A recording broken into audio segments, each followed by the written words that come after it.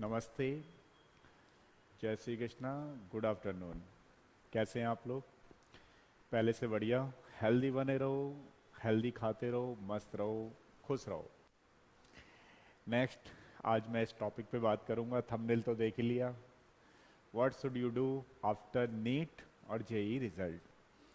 JEE mains आ ही गया था, एडवांस का एग्ज़ाम हो गया, 18 को एडवांस का आ रहा रिजल्ट, मार्क्स पहले पता लग गए। नीट का कल रिजल्ट आ चुका है। अब बच्चे थोड़े बहुत परेशान हैं, तो आपको थोड़ा सा ये वीडियो देखने की ज़रूरत है और वीडियो देखना चाहिए और पेरेंट्स को भी दिखाना चाहिए क्या नया है। देखो, एक चीज़ हमेशा ध्यान रखना कि कोई भी चीज़, हार है या जीत है, कभी भी आखिरी नहीं होती है। कोई भी जीत फाइनल जीत नहीं होती है, कोई भी हार फाइनल हार नहीं होती है। नीट में जैसे बच्चों को लगता है, एक दूसरे के बच्चों को देखते हुए करते हैं, कई बार मुझसे पूछते हैं सर कितने बच्चों का सिलेक्शन हुआ, बहुत सारे पेरेंट्स वगैरह। तो फाइनली आपको बता दूं, देखो, एवरी ईयर का है हमारा तो रूटीन। हो सकता है आपके लिए पहली बार हो, लेकिन हमारे यहाँ हर बार का रहता है कि काफ़ी बच्चे निकालते हैं, अच्छा निकालते हैं। लेकिन हमारी सहानुभूति उन बच्चों के साथ भी होती है जिनका नहीं निकलता है। तो अब मेरे पास सुबह से ही, कल से ही फ़ोन आए, सर कैसे करें, क्या करें। तो ये वीडियो बनाना मेरे लिए, मुझे लगता है कि ज़रूरी भी है और बनाना भी चाहिए। तो देखिए, इसमें है, वैसे तो ये एक ही साल का है, नीट और आईआईटी जेईई। लेकिन 1 ईयर में बच्चे क्या करते हैं, अब इसमें 2-3 लेवल होते हैं बच्चे के। एक तो वो बच्चा है कि बिल्कुल ही उसने 11th-12th में नहीं पढ़ा है और वो बेचारा पहली साल में सिलेबस को समझ पाता है। देखिए, जो मैं अभी आपको बात करूंगा वो 10 minute to the main point बात करूंगा, जो एक्चुअल में बच्चों के साथ होता है। वही सारे एक्सपीरियंस मैं आप लोगों के साथ शेयर करना चाहता हूँ इस वीडियो के थ्रू। तो कई तरीके के बच्चे होते हैं, जो मान लीजिए 85% भी जो 12th में लाता है बच्चा, उसको ऐसा माना जाता है कि चलो उसके बेसिक कॉन्सेप्ट तो थोड़े ठीक ठाक ही हैं। जो बच्चा 70-75 मार्क्स ला रहा है, उसको ऐसा है कि भैया वो रट्टा मार के जो है आ गया है। तो एक तो वो बच्चे हैं जिनको आप लोग बोलते हो, हम लोग तो सबको अच्छा ही मानते हैं, लेकिन कई बार पेरेंट्स को भी लगता है यार मेरा बच्चा एवरेज है। तो देखो, इसमें क्या है कि थोड़ा टाइम लग सकता है, क्योंकि एक साल तो थोड़ा सिलेबस समझने में लग जाता है। टोटल चैप्टर 90 है, क्योंकि 11th और 12th का दोनों का इसमें सिलेबस होता है। कुछ बच्चे इसको पहली बार में ही निकाल जाते हैं। कुछ बच्चों के साथ क्या होता है कि पहली बार में निकाल भी जाते हैं, लेकिन उनको भी 2-3 साल लग जाते हैं। रीज़न बीइंग, क्योंकि वो एक साल में ही सब कुछ करना चाहते हैं। एक साल में वो एंजॉय भी करना चाहते हैं, एक साल में वो नीट में भी नंबर लाना चाहते हैं। 1 ईयर में वो अपने सारे सपने पूरा करना चाहते हैं कि वहाँ भी घूम लेंगे, शिमला भी घूम लेंगे, नैनीताल भी चले जाएंगे, और तो और अपने फ्रेंड के साथ भी टाइम स्पेंड कर लेंगे। उसके बाद फाइनली सोचते हैं चलो भाई मेरा नीट में हो। देखो, मेरा इस वीडियो के थ्रू किसी बच्चे का दिल दुखाने का कोई पर्पस नहीं है, ना ही मैं दुखाता हूँ। आपको पता है, मैं एज ए टीचर आपको ओरिजिनली ऑनेस्टी बात समझाता रहता हूँ, जो मुझे समझानी भी चाहिए। और अगर, यकीन मानिए, अगर मैं ये सारी चीज़ें आपको नहीं समझा रहा, तो वो बहुत सारे ऐसे टीचर हैं जो आपको बेवकूफ़ बनाते रहेंगे और सारी चीज़ें वैसे ही करते रहेंगे। लेकिन मेरे यहाँ पे ऐसा नहीं है। डेफिनेटली मैं आपको कई बार आपके उस पे भी आ जाता हूँ, टू द मेन पॉइंट पे, कि सर डांटते रहते हैं। हाँ, मैं करता हूँ क्योंकि मैं चाहता हूँ डिसिप्लिन में रहना। देखिए, हर किसी के पास टाइम लिमिटेड ही होता है। आपने डिसाइड करना है कि नीट को आपको 1 साल में निकालना है या 3 साल में निकालना है। कुछ बच्चे हिट एंड ट्रायल वाले होते हैं, तो उन पेरेंट्स से भी बोलता हूँ, हर किसी पेरेंट्स को अपने बच्चे का पता है कन्फर्म। कुछ बच्चे तो ऐसे हैं कि अगर बॉल लग गई तो सीधा छक्का जाएगा, 6 जाएंगे, अगर नहीं लगी तो फिर आउट ही हो जाना है। तो ऐसे बच्चों के साथ टाइम का बहुत ध्यान रखें पेरेंट्स, क्योंकि आजकल बच्चे से ज़्यादा पेरेंट्स प्रॉब्लम में आ रहे हैं। सर मेरी 1 साल वेस्ट हो गई। अरे 1 साल क्या, 2 साल भी वेस्ट हो जाएंगी अगर आपने ध्यान नहीं दिया तो ऐसा आपको लग रहा है कि हिट एंड ट्रायल वाला बच्चा है, तो उसके साथ सेकंड ऑप्शन की तैयारी पहले कराएं। जैसे फॉर एग्जांपल, कोई बच्चा मान लीजिए नीट में आ गया, तो आपको लग रहा है, पेरेंट्स को लग रहा है भाई मेरा बच्चा हिट एंड ट्रायल है, अगर आएगा तो पूरा ही कर डालेगा और नहीं आएगा तो अभी थोड़ा टाइम लगेगा। तो उनको क्या करना चाहिए, दूसरे किसी उसमें इनरोल कराना चाहिए। वैसे मैं पहले कहता था आपको, अभी भी कहता हूँ कि जब एक फोकस हो तो एक पे ही कंसंट्रेट करें। तो कई बार एक पर कंसंट्रेट करने से ज़्यादा चीज़ें क्लियरिटी हो जाती हैं। बट आज की डेट में जब हमें लगा कि हिट एंड ट्रायल वाला बच्चा है, या फिर आपको लगता है यार टाइम वेस्ट ना हो जाए, तो उसके केस में आप कहीं इनरोल करा सकते हैं। कई सारे कोर्सेज होते हैं, for example BSc nursing, BSc general वाला, तो वो भी आप करा सकते हैं। कुछ बच्चे अपना प्राइवेट टाइप का, इग्नू टाइप का भी, एसओएल बोलते हैं, स्कूल ऑफ लर्निंग, है ना, वो भी आप वहाँ से बीएससी वगैरह कर सकते हो। तो आपको ये नहीं लगेगा, एक माइंड से आप फ्री रहेंगे कि मैं मतलब सीधा ही उसमें कर रहा हूँ। क्योंकि ये मुझे आज की डेट में इसलिए कहना पड़ रहा है क्योंकि बहुत सारे पेरेंट्स, बहुत सारे बच्चों को थोड़ा पेशेंस नहीं है आज की डेट में।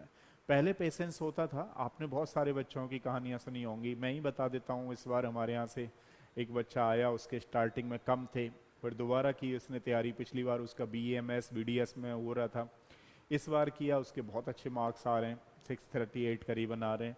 तो बहुत सारे एग्जाम्पल्स हैं, है ना। लेकिन आपको यहाँ पर डिसाइड करना है कि किस तरीके से। और अगर आपको लग रहा है, देखो दो चीजें होती हैं, करना आपको पड़ेगा, टीचर आपको गाइड करेगा। अपने ऊपर कॉन्फिडेंस है तो रिस्क लेना, कॉन्फिडेंस नहीं है बिल्कुल रिस्क मत लेना। क्यों? फिर दूसरे ही कोर्स में आपको जाना है, चले जाना चाहिए।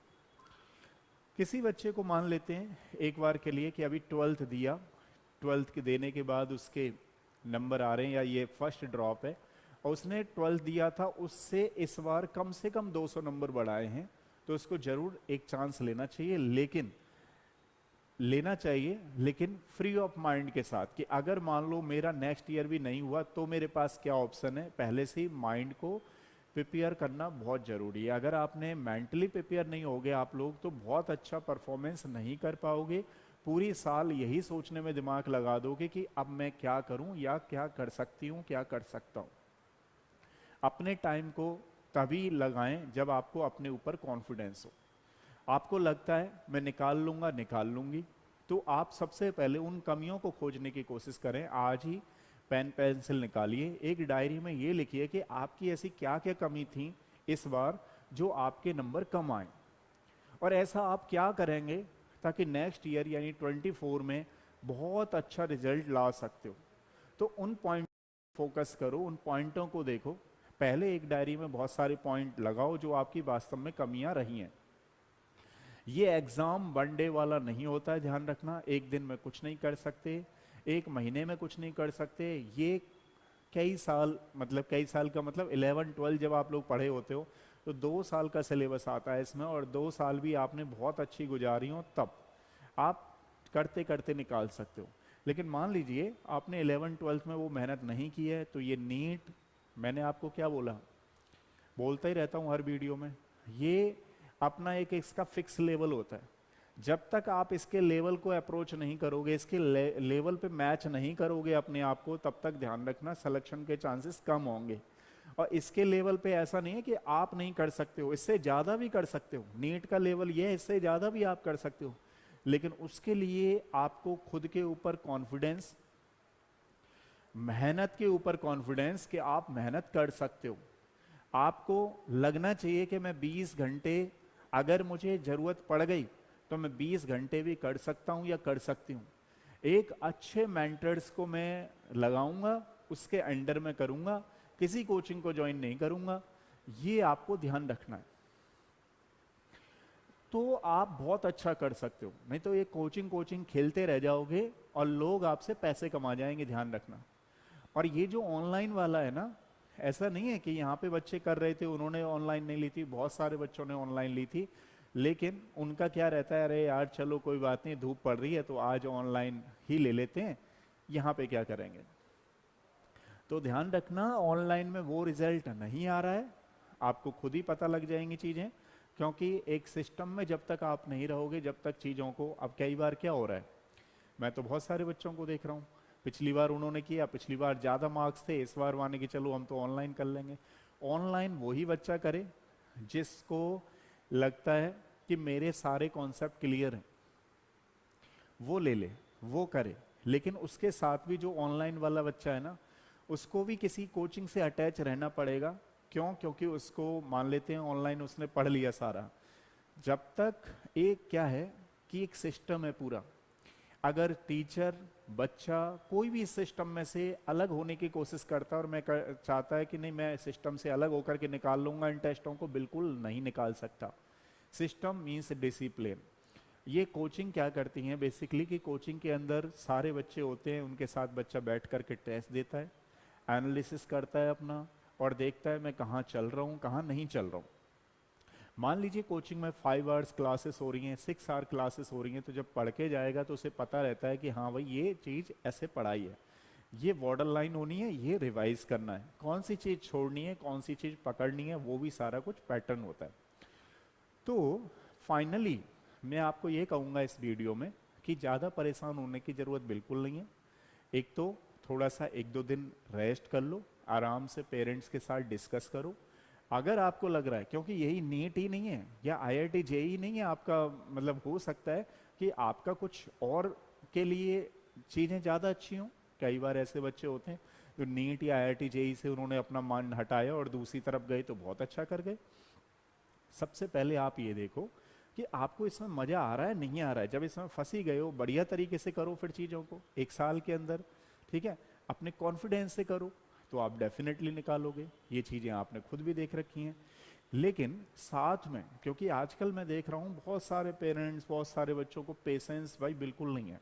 जैसे मान लो अगर किसी बच्चे का बेसिक भी क्लियर नहीं है तो वो चाहता है एक ही साल में 650 नंबर उसी के आने चाहिए। तो भैया मैं तो कहूँगा, मैं तो चाहूँगा कि आपके आने चाहिए, लेकिन मेरे चाहने से, आपके पेरेंट्स के चाहने से कुछ नहीं होगा। जब तक ये पूरी लेवल नहीं होगी ना उसके अकॉर्डिंग, एग्जाम के अकॉर्डिंग, तो ये चाहने ना चाहने का यहाँ पे कोई मतलब ही नहीं रह जाता है।